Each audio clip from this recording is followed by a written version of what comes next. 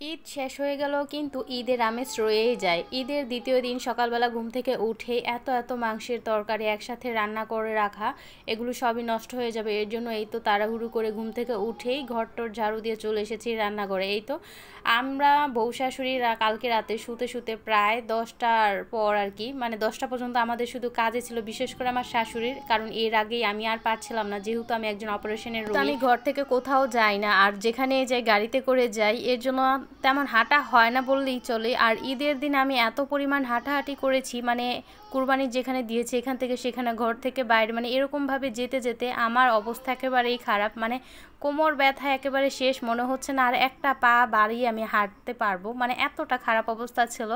মানে আমার পা শুধু কাঁপছিল, এতটা বাজে অবস্থা ছিল। মানে এখন আমি না হাঁটতে হাঁটতে, আর দ্বিতীয় অপারেশনের পর আর কি বেশিরভাগ আমার এই সমস্যাগুলো হচ্ছে। তো যাই হোক, এই দেখেন ঘুম থেকে উঠে তারপর আমি তো 8টা বাজে চলে গেছিলাম, রাতে শুয়ে পড়েছি কারণ আমার এত খারাপ লাগছিল। তারপর শাশুড়ি আবার ওই তো একটু আগে যে দেখলেন কড়াই ভর্তি করা মাংস, এগুলো আবার আমার শাশুড়ি কালকে রাতে রান্না করেছে, মানে ঈদের দিন রাতের কথা বলছি।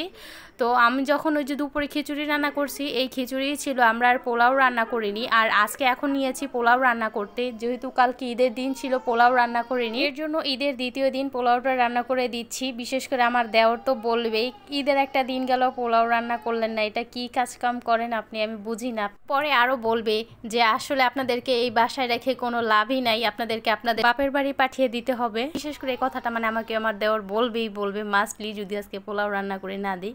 তো দেখেন এই তো পোলাও রান্নার জন্য আমি একটু কিছু পেঁয়াজ বেরেস্তা করে উঠিয়ে রেখেছি, পোলাও রান্না শেষে উপরে দিয়ে দিব। আসলে পেঁয়াজ বেরেস্তাটা দিলে না পোলাওর ফ্লেভারটাই একেবারে অন্যরকম হয়ে যায়, মানে খেতে অন্যরকম একটা মজা লাগে। জানি না এটা আপনাদের হয় কিনা, বাট আমি এটা মাঝে মধ্যেই করি, যখন হাতে কিছুটা সময় নিয়ে রান্না করি তখন এই কাজটা আমি করি।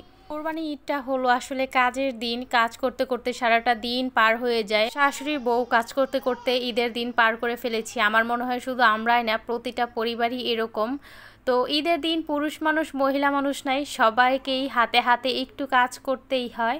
আর দেখেন ঈদের পরের দিন আমার অনেক কাজ আছে। এখন এই তো এগুলো রান্না করে আমার জামাইয়ের জন্য নেহারি রান্না করতে হবে, মানে গরুর পা। গতকালকে আমার শাশুড়ির গরুর ভুঁড়ি নিতে নিতে অনেক লেট হয়ে যায়, যার কারণে আর রাতে রান্না করে রাখতে পারিনি। এর জন্য সকাল সকাল ঘুম থেকে উঠে চলে এসেছি রান্নাঘরে। সকাল সকাল রান্নাবান্না শেষ করে, যদি দিনের অবস্থা ভালো থাকে তাহলে একটু বিকেলে ঘুরতে বের হব।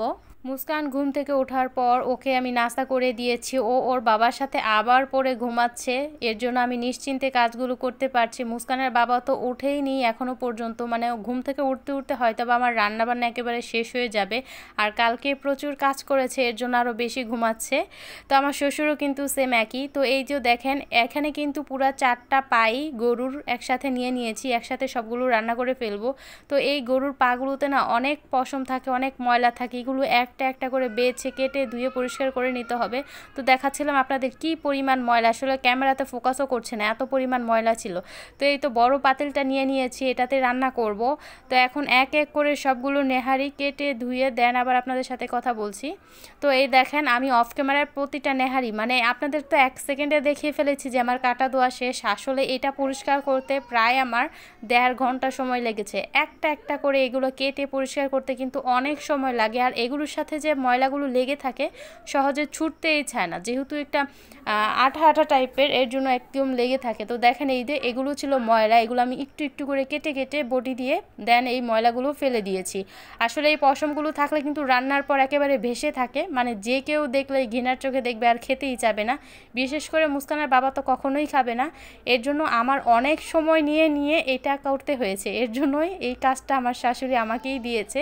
তো দেখতেই পাচ্ছেন আমি ধোয়ার পর পানিটা কেমন স্বচ্ছ হয়ে উঠেছে, মানে আমার কাটা ধোয়া একেবারেই শেষ, এটাই আমি শেষবারের মতো ধুয়ে নিচ্ছি। আমার শ্বশুর নেহারিটা একেবারেই খেতে পছন্দ করে না, পছন্দের মধ্যে শুধু আমি, মুস্কানের বাবা আর দেন আমার দেওর। আর আমি আর মুস্কানের বাবা তো সারা বছরই আমার বাবার বাড়িতে খাই, মানে মুস্কানের বাবার তো খুবই শখ আজকেই যেন ওকে আমি এটা রান্না করে দিই, ও যেন আজকেই খেতে পারে। এর জন্য আমি জানি না এটা আমার কতক্ষণ ধরে জাল দিতে হবে। তো এই তো এক এক করে উঠিয়ে নিচ্ছি। অনেকে ঈদের দিনই অল্প পরিমাণের জাল দিয়ে রাখে, দেন ঈদের পরের দিন একটু জাল দেয়, দেন দ্বিতীয় তৃতীয় দিন একটু একটু করে জাল দিয়ে আস্তে আস্তে পরে খায়, কিন্তু আমাদের বাসায় বিশেষ করে আমার বাবার বাড়িতে আমরা প্রথম দিনই মানে 4-5 ঘন্টা যা সময় লাগে একদিনের জালে আমরা খেয়ে ফেলি, যাতে একেবারে পুরোপুরি রান্নাটা হয়ে যায় এরকমভাবে রান্না করি। আজকে আমারও সেটাই করতে হবে, মানে একেবারে যেন রান্নাটা শেষ হয়ে যায় সে পরিমাণ কিন্তু চুলার মধ্যে জাল রাখতে হবে। আমার মনে হয় একবারে রান্না করে খাওয়ার চাইতে একটু একটু করে জাল দিয়ে শুকিয়ে দেন খাওয়াটাই বেশি বেটার। তো এই দেখেন আমি কিন্তু সব ময় মশলা এক এক করে এখন দিয়ে দেব।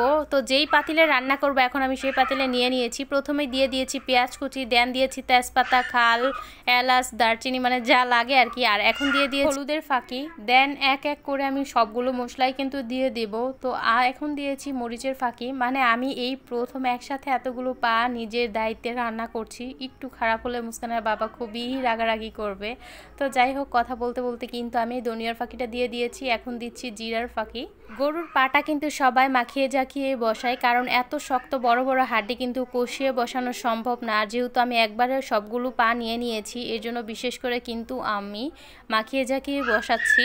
তো এই তো আদা রসুনের কিন্তু পেস্টটা দিয়ে দিচ্ছি। মাংস রান্না করতে মোটামুটি যা যা মশলা লাগে আমি কিন্তু এক এক করে প্রতিটা মশলাই আমার বুঝ বা পরিমাণ মতো দিয়ে দিয়েছি। এখন কিন্তু সবশেষে বাকি রয়েছে কি, লবণ। এখন শুধু আমি লবণটা দিয়ে দেব।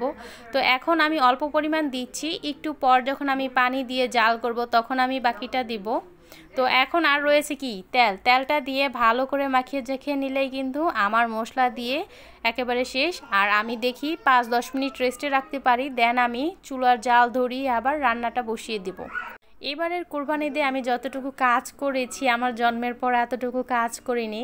মানে অন্যান্যবার বিশেষ করে বিয়ের পর থেকে তো দেখা যায় যে ঈদের মাংস বাসায় আনার সাথে সাথেই যখন ফ্রিজে রাখা হয় আমার শাশুড়ি রান্না বান্না করে, দেন আমি কি করি মুস্কানের বাবার সাথে ঘুরতে বের হয়ে যাই, নয়তো শুয়ে থাকি। মানে এরকমেরই। মানে এবার ফার্স্ট যে আমি একটু বেশি কাজ করেছি আর এর জন্য কিন্তু আমার হাত প্রচুর ব্যথা করছে, বিশেষ করে হাতের জোড়া, দেন পা, মানে পুরো শরীর আমার ব্যথা করতেছে। আমার শাশুড়ির তো জ্বর এসে পড়েছে। তো যাই হোক, এরকম কিন্তু প্রতিটা ফ্যামিলিরই মহিলা মানুষেরই হয়তো বা গল্প। বিশেষ করে আমার একটু বেশি খারাপ লাগছে কারণ আমি এত বেশি কাজ করি না, তো হঠাৎ করে কাজ করলে দেখা যায় একটু খারাপ লাগাটা বেশি কাজ করে। আর যারা রেগুলার অনেক কাজ করে তাদের কাছে এগুলো কোনো ব্যাপারই না, নর্মাল একটা বিষয়। তো যাই হোক, এই দেখেন আমি কিন্তু জালটা ধরিয়ে দিয়েছি আর এই তো মোটামুটি কষানো হচ্ছে। একটু পর আমি পানি দিয়ে দিব। আস্তে আস্তে এই খড়িগুলো যখন ফুরিয়ে যাবে আমি আস্তে আস্তে জালগুলো ঠেলে বিকেল 5টা পর্যন্ত এটা আমি রান্না করব। আর এখন কিন্তু জোহরের আজান দিচ্ছে। তো পানি দিয়ে দেওয়া শেষে বিকেল 5টা পর্যন্ত যদি আমি এই খড়ির আঁচে রান্না করতে থাকি ইনশাল্লাহ মোটামুটি কিন্তু পুরো রান্নাটাই হয়ে যাবে। যেহেতু মুস্কানের বাবা আজকেই খাবে এর জন্য বিশেষ করে আর কি আমার একসাথে এত টাইম নিয়ে রান্না করতে হবে। তো আমি বাইরে খড়ির জাল দিয়ে চলে এসেছি, ঘরে গোসল করব, দেন খাওয়া দাওয়া করব। এর মধ্যে দেখি আমি বলছি যে এত গরম লাগছে, মুস্কানের বাবা আমার জন্য একটা কোন আইসক্রিম নিয়ে আসছে। তো মুস্কানের বাবার জন্য একটা আনছে আর আমার জন্য একটা আনছে। দেন আমি একটু খাওয়ার পর রিল্যাক্স লাগছিল। তো দুপুরে খাওয়া দাওয়া শেষে একটু শুয়েছি, ভাবছি যে একটু ঘুরতে যাব। আর ঘুম থেকে উঠে দেখি আকাশের যে একটা অবস্থা, তো এই অবস্থাতে তো কখনোই বাসা থেকে বের হওয়া যাবে না। তো যাই হোক, এত সুন্দর ওয়েদার দেখেও কিন্তু শান্তি লাগতেছে। মানে এত ঠান্ডা বাতাস ছিল, কি যে আনন্দ আর শান্তি লাগছিল যা বলে বোঝাতে পারবো না।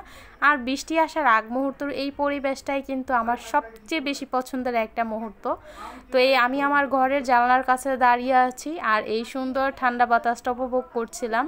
ভিডিওতে হয়তো বা বোঝা যাচ্ছে না, কিন্তু বাস্তবে এত পরিমাণ বাতাস ছিল মনে হচ্ছে যে একেবারে গাছের ডাল সব ভেঙে পড়ে যাবে এরকম একটা অবস্থা ছিল। মানে প্রচুর পরিমাণ বাতাস ছিল, ঠান্ডা বাতাস।